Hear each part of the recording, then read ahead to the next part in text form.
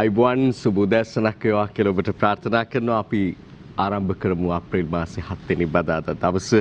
අද දවසට අදාළ ජාතික පුවත්පත්වල පළවන වාර්තා මොනවාද කියලා විමසා බලන්න සූදානම්. මෙහිදී ප්‍රධාන පුවත් වාර්තා ගැන පමණක් නෙවෙයි අනෙකුත් කාරණා වෙතත් අවධානය දෙමින් ඇතම් කාරණා වලට ඒවයි අලුත් වූ තත්ත්වයන් පිළිබඳව සහ වෙනස් වී ඇති කාරණා පිළිබඳවත් ඒ වගේම යම් කාරණා අපට සිදුවනවා සංසන්දනාත්මකව බලන්නට මේ පුවත්පත් කරන වාර්තාකරණයන් පිළිබඳවත් අපි මුලින්ම අවධානය යොමු කරමු දිනමින පුවත්පතට. දිනමින වාර්තා කරනවා ප්‍රධාන සිරස්තලයේ විදිහට පාස්කු ප්‍රහාරයේ මහා මොලකරු නෞෆර් මෞලවි. නෞෆර් මෞලවි පාස්කු ප්‍රහාරයේ මහා මොලකරු ලෙස මේ වන විට හඳුනාගෙන ඇතැයි මහජන ආරක්ෂක අමාත්‍ය විශ්‍රාමික රිය අඩ්මිරාල් ආචාර්ය සරත් වීරසේකර මහතා උපුටා දක්වමින් දිනමින පුවත්පත මේ පිළිබඳව වාර්තා කර තිබෙනවා. මේ නෞෆර් මෞලවි පිළිබඳව වගේම තවත් පුද්ගලයෙක් පිළිබඳව අපට සැක මතු කරමින් මේ කවුද කියන එක පිළිබඳව ලංකාදීප පුවත්පත වාර්තා කරනවා. පාස්කුදා ප්‍රහාරයේ මහා මොලකරුවන් දෙකක් හඳුනාගෙන ඇමති සරත් වීරසේකර කියයි. වැනි දෙදෙනෙක් පිළිබඳව තමයි ලංකාදීප පුවත්පත වාර්තා කරන්නේ. අපි මුලින්ම දිනමින පුවත් වාර්තාව බලලයිමු. මේ නෞෆර් මෞලවි තමයි මහමොලකරු කියලා කරන හැඳින්වීම පිළිබඳව. ඉන් අනතුරු අපට දකින්නට පුළුවන් ලංකාදීප පුවත්පතේ මා ඉදිරිපත් කළ වාර්තාව පාස්කුදා ප්‍රහාරයේ මහමොලකරුවන් දෙකක් හඳුනාගෙන කියලා ඇමති සරත් වීරසේකර මහතා කරන ලැබූ ප්‍රකාශය පිළිබඳව. මෙන්න ලංකාදීපය අද වාර්තා කර තිබෙන ආකාරය. ඊළඟට අපි දකිනවා දිවයින පුවත්පතත් ප්‍රධාන සිරස්තල තුලින් මේ පිළිබඳව අවධානය යොමු කොට ඇති ආකාරය ප්‍රධාන සිරස්තලයෙන් පාස්කු සිද්ධියේ වැරදිකරුවන්ට දඬුවම් දීම ආරම්භේ. මෛත්‍රීට චෝදනා ආවොත් රජයේ මැදිහත් වීමක් නැහැ. ප්‍රහාරයේ මහමොලකරුවෝ නෞෆර් මෞලවි සහ හජ්ජුල් අක්බර් මෙන්න අනෙක් පුද්ගලයා කවුද කියන එක පිළිබඳවත් හෙළිදරව් කිරීමක් දිවයින සිදු කරනවා. හජ්ජුල් අක්බර් කියලා සහරාන්ව අන්තවාදයට යොමු කළෙත් නෞෆර් මෞලවි. බොදුබල සේනා ගැන නිර්දේශ ගැනීම නීතිපතිට කියලා දිවයින අද වාර්තා කර තිබෙන ආකාරය අපට දකින්නට පුළුවන්කම ලැබෙන්නේ මෙන්න මේ ආකාරයෙන් අද ප්‍රධාන සිරස්තලය. ඊළඟට අපි අද පුවත්පතට යොමු වීමේදී අද පුවත්පතේ මේ පිළිබඳව වාර්තා කරනවා. ඒත් ප්‍රධාන සිරස්තලය ඇසුරින් මේ කාරණාව වුණාට මේ සිද්ධියට අදාළ කාරණාවක් පාස්කු ප්‍රහාර වන්දි ඉල්ලා නඩු 27ක්. හිටපු ජනාධිපති හිටපු අගමැති ඇතුළු නිලධාරීන්ගෙන් වන්දි අය කර දෙන්නේයි බෝම ප්‍රහාරයේ වින්දිතයන්ගේ ඥාතීන් උසාවියයි. දැන් මේ ප්‍රහාරයෙන් පස්සේ යම් ආකාරයක වන්දි ලබා දීමක් සිදු වුණා මියගිය අය සහ තුවාල වූවන් සඳහා. ඒ අතරේ විශේෂයෙන්ම කොළඹ අගරාදුගුරු පදවිය අගරාදුගුරු අතියුතුම් මැල්කම් කාදිනල් රංජිත් හිමිපාණන්ගේ මෙහෙයවීම නායකත්වයට යටතේ විවිධ අරමුදල් සම්පාදනය වුණා මේ අයට උදව් උපකාර කිරීම සඳහා. ඊළඟට දේවස්ථානය අලි ගොඩනැගීම සඳහා. ඒ අතරතුරදී මේ පිළිබඳව පත් කරන ලද කොමිසමේ නිර්දේශ ඉදිරිපත් වීම තුළ ඒ නිර්දේශ අතර තිබුණා මේ ප්‍රහාරය නිසා අගතියට පත්වෙච්ච පාර්ශවයේ බවට පත් වෙලා තියෙන මේ ප්‍රහාරය නිසා අසාධාරණයට ලක්වෙච්ච එක පැත්තකින් මියගිය තුවාල ලැබූ මේ අය වෙනුවෙන් මීට වඩා සාධාරණයක් ඉටු විය යුතුයි. ඒ නිසා ඒ සඳහා ලබා දෙන වන්දි මුදල් ඉහළ නංවන්නට කියලා. ලක්ෂ 10 ලක්ෂ 20 දක්වා ඉහළ නංවන්නට කියන යෝජනා මේ අතරේ නිර්දේශ ඉදිරිපත් වී තිබුණා. දැන් එම ප්‍රහාරය නිසා අසාධාරණයට ලක්වෙච්ච ප්‍රහාරයට ගොදුරු වෙච්ච මේ ජනතාව ඉල්ලනවා ප්‍රහාර වන්දි විදියට නඩු 27ක් වුන් ගොනු කරමින් වන්දි අපේක්ෂා කරන තත්ත්වයක් තමයි දකින්නට ලැබෙන්නේ. මේ කෙතරම් වන්දි ගෙව්වත් මුදලින් කෙතරම් වන්දි ගෙව්වත් ඒ පවුල් වලට ඒ ජනතාවට අත්වුණු ඉරණම කිසිසේත් නැවත පිරවිය හෝ පියවිය නොහැක්කක්. ඒ කෙසේ වෙතත් නැවත මෙවැන්නක් නොවීමට වග බලා ගැනීම තමයි ඔවුන්ට කරන්නට තිබෙන හොඳම සේවය ඔවුන් වෙනුවෙන් ඒ වගේම ඔවුන්ට දක්වන්නට තිබෙන ඉහළම ගෞරවය. අපි අද පුවත්පතේ දකිනවා පාස්කු ප්‍රහාරයේ මහමොලකරුවන් ලෙස නෞෆර් මෞලවි සහ හජ්ජුල් අක්බර් දෙදෙනා හඳුනාගත්තා කියලා මහජන ආරක්ෂක අමාත්‍ය සරත් වීරසේකර මහතා උපුටා දක්වමින්. මේ ප්‍රහාරය සම්බන්ධව දඬුවම් පැමිණවීමේදී වගකිව යුතු පාර්ශ්ව ප්‍රධාන වශයෙන් කාණ්ඩ දෙකකට බෙදලා අපට හඳුනා ගන්නට පුළුවන්කම තිබෙනවා. ඒ නිසා තමයි අර ප්‍රහාරය වළක්වා නොගැනීමේ වගකීම යටතේ හිටපු ජනාධිපතිවරයා ඇතුළු පිරිසට එල්ලවන චෝදනා පිළිබඳව කතා කරනකොට තවත් පාර්ශ්වයක් සඳහන් කරන්නේ ප්‍රහාරය දියත් කරපු අය පිළිබඳවයි මූලිකව සොයා බැලිය යුත්තේ සහ මෙහි මහමුලකරුවන් පිළිබඳව සුළු ඇයට නීතිය ක්‍රියාත්මක කිරීම තමයි මූලිකව සිදු වෙත්තේ කියලා. ඒකට මේ කාණ්ඩ දෙකටම නීතිය ක්‍රියාත්මක වීම පිළිබඳ යම් කාරණා අපිට දිවයින පුවත්පතේ ප්‍රධාන සිරස්තලයේ අද දකින්නට පුළුවන්කම ලැබුණා. ඊළඟට අපි අරුණෙත් අද දකිනවා මේ කාරණාවම තහවුරු කරනවා පාස්කු ප්‍රහාරය වළක්වා නොගත්තයි වන්දි ඉල්ලා නඩු 27ක් ගොනු කිරීම පිළිබඳව. ඊළඟට අරුණේ තවත් වාර්තාකරණයක් අපිට දකින්නට ලැබෙනවා ඇමති සරත් කමිටු නිර්දේශ ගැන කියයි කියන සිරස්තලයත් එක්ක පාස්කු ප්‍රහාරකයන්ගේ මොළ හේදුවේ නවෆර් මෞලවි සහරානුත් ගෝලෙක් 2014 සිට IS මත පතුරවලා කියලා තමයි සඳහන් කරන්නේ. දැන් ත්‍රස්තවාදී ලෝකයේ ක්‍රියාත්මක වීම අන්තවාදී ලෝකයේ ක්‍රියාත්මක වීම ඒකත් තාක්ෂණයත් එක්කම දියුණු වෙමින් පෙර තිබුණු තත්ත්වයට වඩා ඒ තිබුණු යුදමය වාතාවරණයන් වලට වඩා වෙනස් ස්වරූපයක් අරගෙන ලෝකීය ක්‍රියාත්මක වන බවට මේක හොඳ අවස්ථාවක්.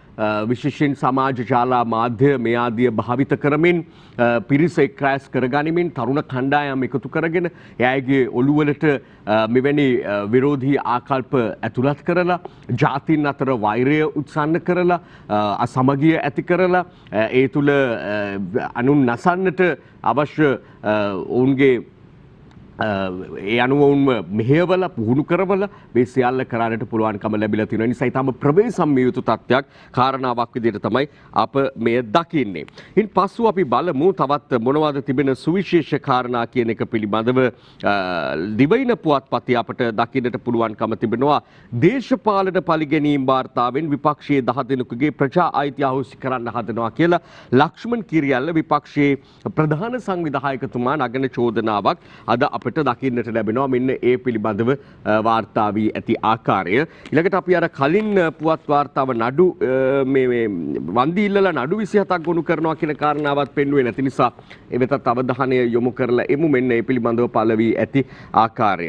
මේ සමගම මේ පෙන්වපු බොහෝ පුවත් වාර්තාවල ඒ ළඟින්ම අපට දකින්නට ලැබුණේ පසුගියදා ඉතා ආందోලනයට තුඩු දුන්නු බොහෝ දෙනා ඉතා අශෝභන සිදුවීමක් විදිහට සඳහන් කරපු දැකපු මේ ලෝක විවාහක රූ රැජින සඳහා ශ්‍රී ලංකා නියෝජනය පිළිබඳ අවසන් මහා තරගයේ ඇති වූ තත්ත්වය පිළිබඳව.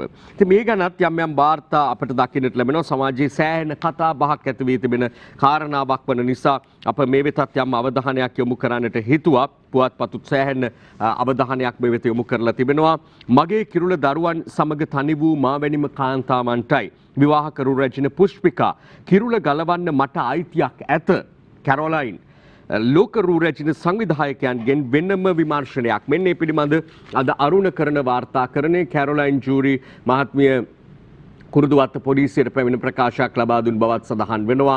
මේ පිළිබඳව කෙසේ වෙතත් ඇය කියන්නේ Tamanට මේ කිරුළ ගලවන්න පළඳන්න වගේම අයිතියක් තිබෙනවා කියලා. නමුත් ඒ සිදු වූ ආකාරය පිළිබඳව තමයි බොහෝ දෙනා ප්‍රශ්න කරන්නේ. පැළඳ වූ සැනින් ගලවන්නට ඒ වගේම මේ තරගයේ මුල සිටම තරග කරපු තරගකාරියක් පිළිබඳව එවැනි විරෝධයක් තිබෙනවා නම් චෝදනාවක් තිබෙනවා නම් ඒ මෙච්චර ප්‍රමාද වුණේ ඇයි මේ ආදී කාරණා පිළිබඳ ප්‍රශ්න කරද්දී ඇයව සහතික කරලා මේ සංවිධායක මණ්ඩලය විසින් ඇය තමයි ජයග්‍රාහිකාව කියලා මේ විවාහක රූ රැජින ලෙස පුෂ්පිකාද සිල්වා ඊයේ යලි කිරුළ තහවුරු කිරීමක් සිද්ධ වුණා. ඒ අතරේ ලෝක රූ රැජින සංවිධායකයන්ගෙන් වෙනම විමර්ශනයක් මේ සිද්ධියට මැදිහත් වෙච්ච කැරොලයින් ජූරි ලෝක විවාහක රූ රැජින ලෙස ශ්‍රී ලංකාවට අභිමානයක් ගෙන ආපු ඇය පිළිබඳව දැන් ලෝකය කතා කරන තැනට ඇවිල්ලා තියෙනවා. ඒ නිසා තමයි සැකපල කරනවා ඇයට ඒ කිරුළ අහිමි වේවිද විනය පරීක්ෂණයක් ක්‍රියාත්මක වෙලා ඇයට ඒ කිරුළ අහිමි වේවිද කියන එක කෙසේ වෙතත් ලාංකිකයෝ විදියට මේ රටක් විදියට එදා අපි ලැබූ ජයග්‍රහණයක්. ඒ නිසා ඒ ජයග්‍රහණය තවදුරටත් ශ්‍රී ලංකාව සතුව පවතිනවා නම් එය තමයි අපට තිබෙන සතුට සහ ආඩම්බරය. නමුත් ඇය කළ ක්‍රියාව සහ ඇගේ හැසිරීම මත ඇයට හිමිවන දඬුවම අනුව තත්ත්වය කෙබඳු වේවිද කියන්නට අපට බෑ. දිවයිනෙත් තියෙනවා මේ කිරුළ මගේ නෙවෙයි මං වගේ දුක් විඳින අම්මාවරුන් වෙනුවෙන් කියලා කැරොලයින් ජූරි මේ පුෂ්පිකා ද සිල්වා මහත්මිය කරන ලද ප්‍රකාශය. ඒ වගේම අද පුවත්පත යම් වෙනස් ආකාරයක හෙළිදරව් කිරීමක් කරනවා. දේශපාලනයට එන්න අදහසක් තියෙනවා. කිරුළ හිමි වී අහිමි වී නැවත කිරුළ හිමි වූ පුෂ්පිකා කියයි කියලා එහෙම සටහනකුත් අද අපට පත්තර තුල දකින්නට පුළුවන්කම තිබෙනවා. ඒ වගේම ඇය මේ පුතුත් සමග ඉන්න සමීප දසුණක් අද ලංකාදීප පුවත්පතේ දකින්නට පුළුවන්. කොහොම වුණත් අනපේක්ෂිත සිදුවීමකට මුහුණ පෑ ඇයට අනපේක්ෂිත ආකාරයේ ප්‍රසිද්ධියක් මාධ්‍ය තුල ලැබී ඇති බවක් තමයි දැන් නම් පෙනෙන්නට තිබෙන්නේ. අපි මිලකට තවත් කාරණා කිහිපයක් වෙත අවධානය යොමු කරමු. ඒ අතරේ අපට දකින්නට පුළුවන්කම තිබෙනවා අද පුවත්පත බැලීමේදී පාම් ඔයිල් ගැසට් තීන්දුව ඉදිරියේදී වෙනස් විය හැකි කැබිනට් මාධ්‍ය ප්‍රකාශක ජනමාධ්‍ය අමාත්‍ය කෙහෙලි රබුක්වැල්ල. දැන් මේ පාම් ඔයිල් තහනම් කරනවා සම්පූර්ණයෙන්ම තහනම් කරනවා කියලා ජනාධිපතිවරයා එවැනි උපදෙසක් දුන් බව සඳහන් කරමින් ගැසට් නිවේදනය නිකුත් කළ බව කියවුණාට විවිධ කාලීන අවශ්‍යතා පිළිබඳ සලකා බලා මෙලෙස කටයුතු කිරීමට සිදුවන බව තමයි කෙහෙලි රබුක්වැල්ල මැතිතුමා සඳහන් කරන්නේ. බේකරි නිෂ්පාදක හිමියන්ගේ සංගමයත් මේ පිළිබඳව යම් අදහස් දැක්වීමක් සිදු කරලා තිබෙනවා.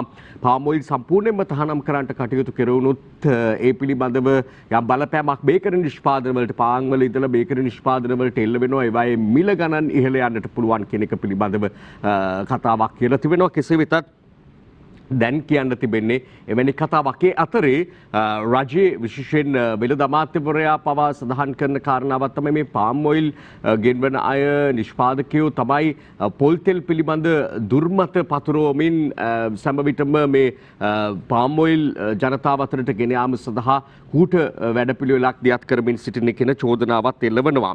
ආහාරවල පිළිකාකාරක අඩංගු බවට ප්‍රමිති අධ්‍යක්ෂ ජෙනරාල්වරියගේ ප්‍රකාශය ගැන පුළුල් පරීක්ෂණයක් කියලත් ඒ අතරේ අපට එම පුවත්පතේම පුවත් වාර්තාවක් මුණ ගැසෙනවා. සම කැබිනට් මාධ්‍ය ප්‍රකාශක පුටා දක්වමින් එතුමිය පසුගියදා රූපවාහිනී සාකච්ඡාවකදී කර තිබෙන ප්‍රකාශය පිළිබඳව අධ්‍යක්ෂ ජෙනරාල්වරිය පවසනවා පිළිකාකාරක තවත් ආහාර ද්‍රව්‍ය තිබෙනවා. ඒවා හෙළිදරව් කරොත් ඒ ආයතන හෙළිදරව් කරොත් ඒවා කඩා වැටෙන්න පුළුවන් කියන අදහස ගම්මෙවන ආකාරයෙන් අදහස් දැක්වීමක් සිදු වෙනවා. මේ පිළිබඳව සෑහෙන සංවාදයක් රට තුළ නිර්මාණය වුණා. ඒ වගේම අවධානයක් මේ පිළිබඳව යොමු වුණා. ඉන් අනතුරු අපි දැක්ක ප්‍රමිති ආයතනය වෙත ගිහිල්ලා මේ පිළිබඳව සාකච්ඡා කරන්න තොරතුරු තවදුරටත් ලබා ගන්න යම් පාර්ශව උත්සාහ කරන ආකාරය ඊයේ දිනේදීත් ඒ වගේ කණ්ඩායම් කීපයක් ප්‍රමිති ආයතනයට ඇතුළු වෙන්න මුලින් උත්සාහ දැරුවා. පස්සේ ඔවුන්ට අවහිරතා එල්ල වුණත් පසුව වුණේ අවහිරතා බිඳගෙන ප්‍රමිති ආයතනයට ඇතුළු වෙනවා. හැබැයි වගකීම් මුණ ගැසෙන්න අවස්ථාවක් නොලැබුණු බව තමයි දැනගන්නට ලැබෙන්නේ.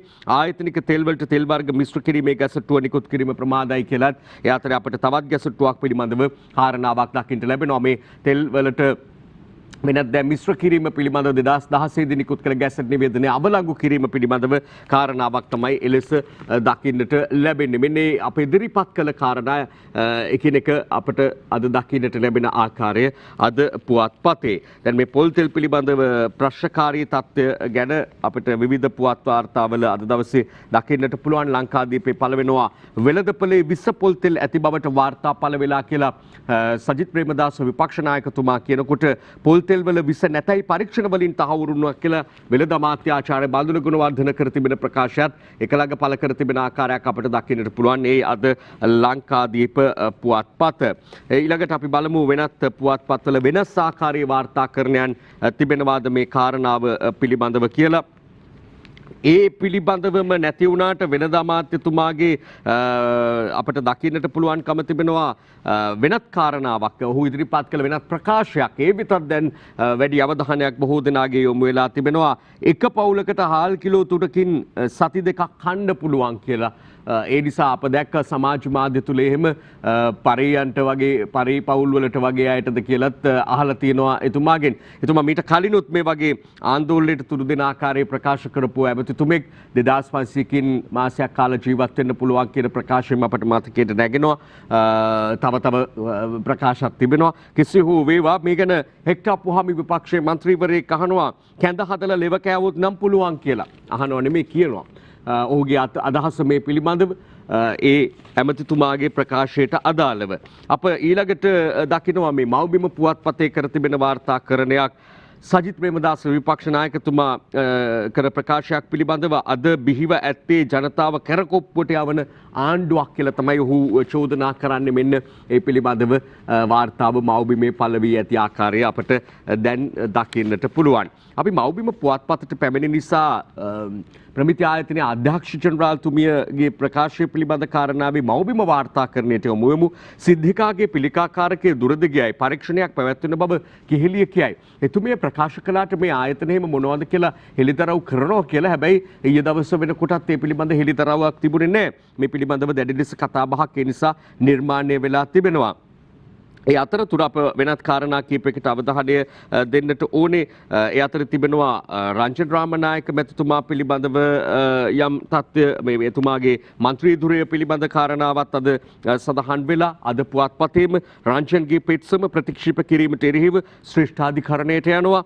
රංජන්ට මාස 3කදී වාඩුවක් ලබා දෙන්න විපක්ෂ නායක සජිත් ප්‍රේමදාස මැතිතුමා කළ ඉල්ලීම එලෙස අද පුවත්පත වාර්තා කරද්දී මෙතුමා පිළිබඳව කතා කරන්න ගිහිල්ලා පාර්ලිමේන්තුවේ උණුසුම් තත්ත්වයකුත් නිර්මාණය වුණා. අපට දකින්නට ලැබුණා. මේ මහින්දානන්ද අලුත්ගමගේ ඇමතිතුමා කියනවා විපක්ෂ නායක සජිත් ප්‍රේමදාස නිසා සහ ආර් සම්බන්ධන් මැතිතුමා නිසා තමයි තමන්ට මේ ඉරණ මාත් වෙලා තියෙන්නේ කියලා රංජන් රාමනායක මහතා තමන්ට ප්‍රකාශ කළා කියලා. මේක පාර්ලිමේන්තුවේ කතා බහට ලක් වෙන කාරණාවක් බවට සහ උණුසුම් වාද විවාද කරන තත්යකටපත් වෙනවා.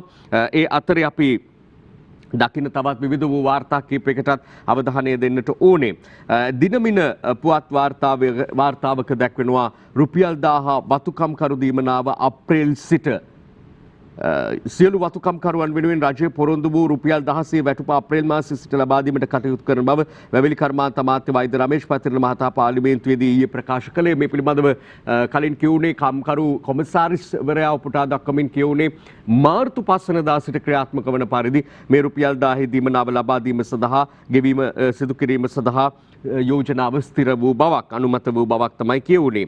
ඒ වගේම මෙම පුවත්පතේම තිබෙනවා පළාත් සභා ඡන්දය අවසන් තීරණය 19 වනදා ගන්නා බව. අපට පේනවා මේ රටේ තුටේ සිදුවන යම් යම් දේශපාලනික කාරණාවලදී පක්ෂවල යම් යම් තීන්දුව තීරණ ගැනීම්වලදී වගේම මැදිහත් වීම්වලදී මේ හැමතැනකින්ම ළඟ ඡන්දයක් එන ස්වරූපයක් යම් යම් කාරණා තුල අපට දකින්නට ලැබෙනවා.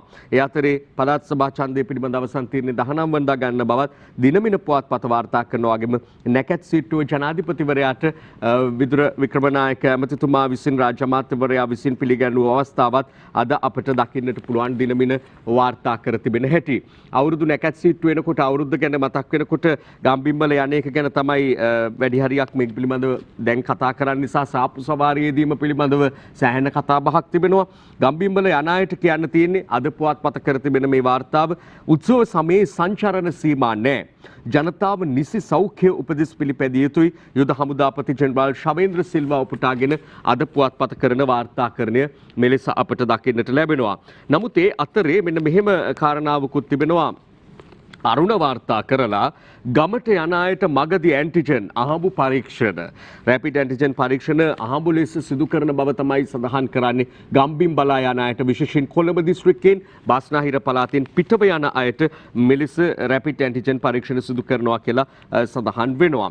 ඊළඟට අප දකිනවා මව්බිම පුවත්පතේ පළ වෙලා තිබෙනවා ප්‍රමිතිය ගැන දිගටම බලන්න අගමැතිගේ නුඹලස් අර තෙල් කාරණාවට අදාළයි සහ තෙල් පිළිබඳ පමණක් නෙවෙයි අනිකුත් ආහාර ද්‍රව්‍ය පිළිබඳවත් ප්‍රමිතිය ගැන දිගටම බලන්න අගමැති උපදෙස් දෙයි කියලා එක පුවතක් වාර්තා වෙනකොට එම පුවත්පතේ අපිට තවත් දකින්න ලැබෙනවා අගරදුගුරු හිමිපාණන් අදහස් ප්‍රකාශ කරන්නේ දේශපාලන මුහුණුවරකින් කියලා මහා සංගරුවනේ අදහස් දැක්වීමකුත් අපිට මුණ ගැසෙනවා. ඇතැම් දේශපාලනඥයනුත් මේ පිළිබඳව යම් ප්‍රකාශ කරනවා අපිට දකින්න ලැබෙනවා. විශේෂයෙන් ශ්‍රී කාර්යදාස පක්ෂ මහලේකම්වරයා එහෙම හිටපු ජනාධිපතිවරයාට එරෙහිව නැගෙන චෝදනාවලදී මෙහි යම් දේශපාලන මුහුණුවරක් තිබෙනවාදයි සැකයි කියලා ප්‍රකාශ කරනවා. දැන් ඒ අතරේ අපි අරුණ පුවත්පතේ බලමු අප තවදුරටත් උපුටා නොගත් වාර්තා තිබෙනවාද කියන එක. විදේශගතව ඉන්න අයට අවසර නැතිවම එන්න ඉඩ විදේශගතව සිට මෙරටට පැමිණෙන ශ්‍රී ලාංකිකයන්ට මින් ඉදිරියට විදේශ කටයුතු අමාත්‍යාංශයේ අවසරය ලබා ගැනීම අවශ්‍ය නොවන බව තමයි සඳහන් වෙන්නේ. මේ අනුව කටුනායක ගුවන් තොටුපළ වෙත පැමිණෙන ගුවන් මගීන්ට කල්තියාම Tamanට කැමති ගුවන් ටිකට් පතක් වෙන් කර ගැනීමට නිරෝධාන ක්‍රියාවලිය සඳහා මුදල් ගෙවන හෝටල් හෝ මධ්‍යස්ථානයකට හෝ රජයේ නිරෝධාන මධ්‍යස්ථානය වෙත යනවාද යන්න තීරණය කිරීමටත් හැකියි කියලා මෙන්න අද අරුණ වාර්තා කරනවා. බොහෝ වෙලාවට මෙවැනි දෑ පිළිබඳව පුවත් වාර්තාවල සඳහන් වෙනවා අවසර නැතුවම එන්න ඉඩ කඩ ලැබෙනවා මේ ආදි වශයෙන්. හැබැයි ප්‍රායෝගික තලයේ මේවා ක්‍රියාත්මක වෙද්දී ඇත්තටම එලෙස වනවාද කියන එක පිළිබඳව තමයි ගැටලු මතුවන්නේ. ඒ අතරේ අප දකිනවා අද පුවත්පතේ තිබෙනවා තවත් ස්පුට්නික් එන්නත් මිලියන 6ක් මිලදී ගැනීමට කැබිනට් අනුමැතිය හිමි වූ බව සඳහන් පුවත් වාර්තාවක් අද අපට දකින්නට ලැබෙනවා. එමනම් අපි විරාමයේ කරා යමු. විරාමයෙන් අනතුරුව දවසේ පිළිසඳර පවත්වන්නටයි බලාපොරොත්තුව. අද විපක්ෂයේ මන්ත්‍රීවරයෙකු සමග සමගි ජන බලවේගයේ හේෂවිතාන පාර්ලිමේන්තු මන්ත්‍රීතුමා සමග කතා කරන බලාපොරොත්තුවෙන් කෙටි විරාමයක්.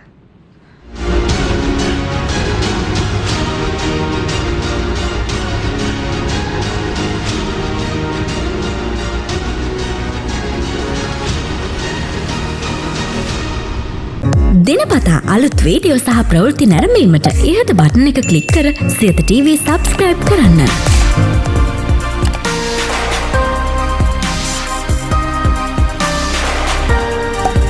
අලුත් වීඩියෝ ගැන මුලින්ම දැනගන්න මෙම සීනුව ක්ලික් කරන්න.